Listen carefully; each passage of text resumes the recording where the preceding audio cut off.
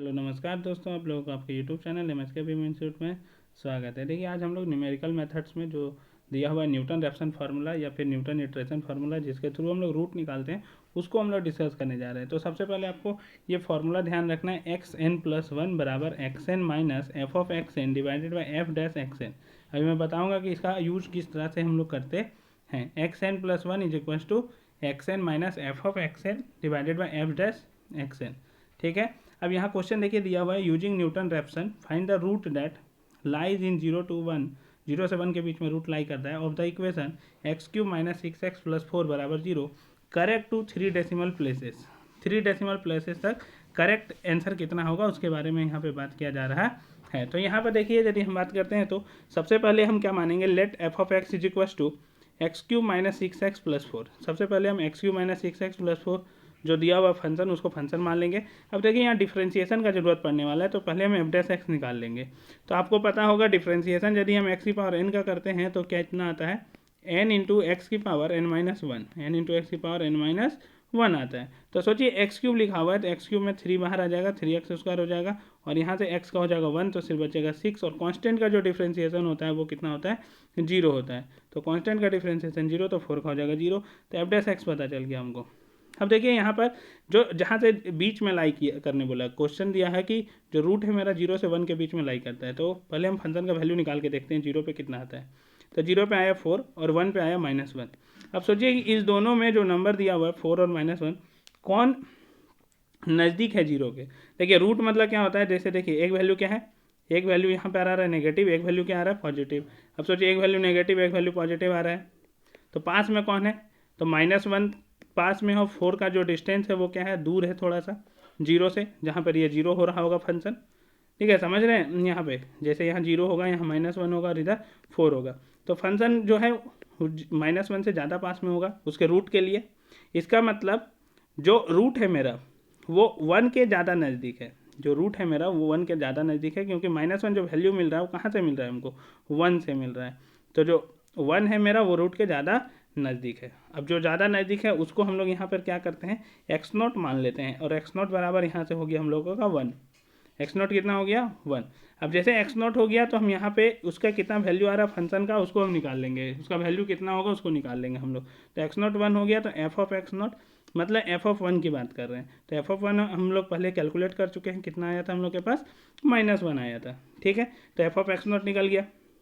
अब यहाँ पर हम लोग देखिए फॉर्मूला को याद करते हैं, तो हम लोगों के पास जो फॉर्मूला है x n plus one is equals to x n minus f of x n divided by f dash x n.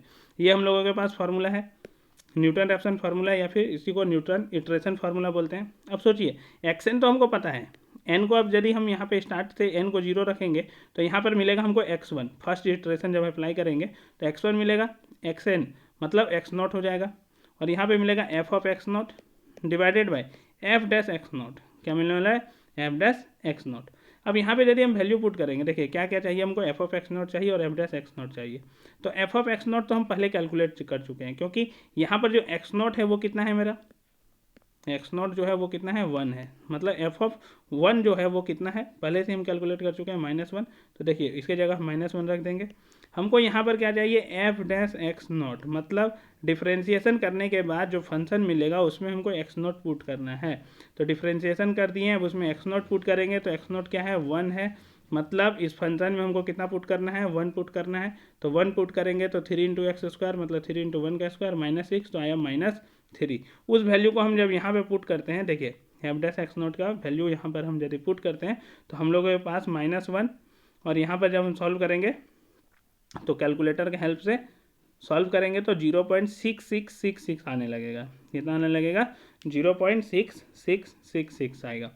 ठीक है, अब यहाँ पर ये आ गया पहला x1 का वैल्यू। अब x1 का जैसे वैल्यू आएगा, अब हम x2 निकालने का कोशिश करेंगे।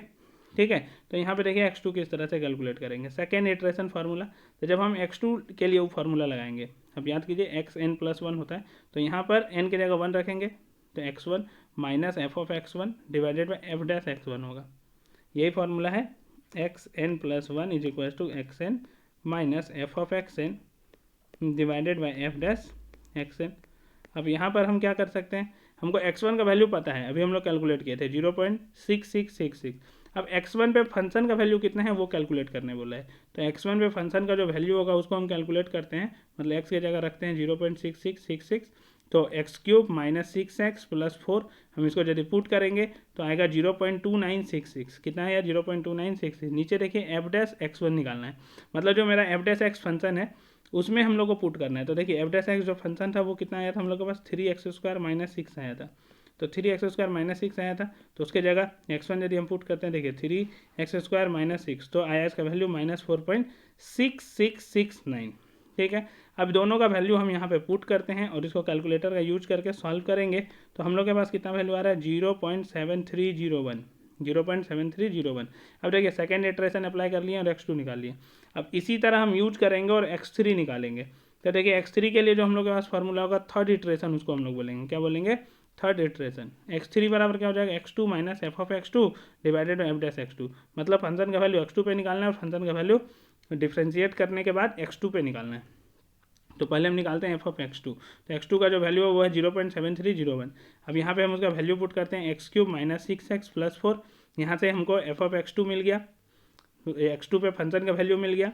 अब हमको नीचे वाला जो वैल्यू है वो क्या है, डिफ्रेंशिएशन करके हमको x2 पुट करना है। तो देखेंगे वैल्यू कितना आ रहा है। तो देखिए सबसे पहले डिफ्रेंशिएशन कर लिए हम लोग, तो डिफ्रेंशिएशन वही फंक्शन है हम लोग के पास। डिफ्रेंशिएशन करने में जो फंक्शन आता है 3x² माइनस 6। अब उसी फंक्शन में हम लोग यहाँ पर पुट करते हैं x2 का वैल्यू। तो देखिए 3 × x² माइनस 6 हो गया, तो हमको वैल्यू कितना मिला -4.4008।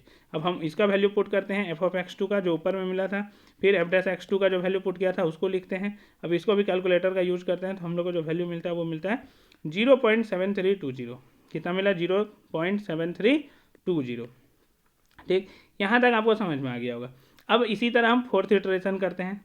ऐसा जनरली हम लोग 4-5 तक करते हैं ताकि हमको पता चल जाए कि जो एग्जैक्ट वैल्यू है वो कितना है। अब देखिए फोर्थ इटरेशन तक यदि हम यहाँ पे अप्लाई करते हैं तो x4 बराबर क्या हो जाएगा, x3 minus f of x3 divided by f dash x3।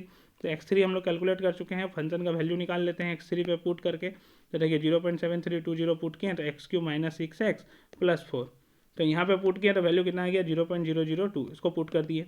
अब नीचे एफ डैश एक्स बोला है, मतलब डिफ्रेंशिएशन करने के लिए x3 पुट करेंगे। तो डिफ्रेंशिएशन करने के बाद x3 पुट किए तो 3 टाइम्स x² माइनस 6, कितना आया -4.3925, उसको पुट कर दिए। अब इसको सॉल्व किया तो कितना आया 0.73204। देखिए 0.73204। अब क्वेश्चन में बोला था कि अप टू 3 डेसिमल तक निकालना है। तो अब यदि 3 डेसिमल तक देखें तो 0.7, देखिए x3 का वैल्यू था 0.7320, ठीक, और इसका वैल्यू आ रहा है 0.73204। अब ये दोनों वैल्यू को देखिए बहुत ही नियरली इक्वल है।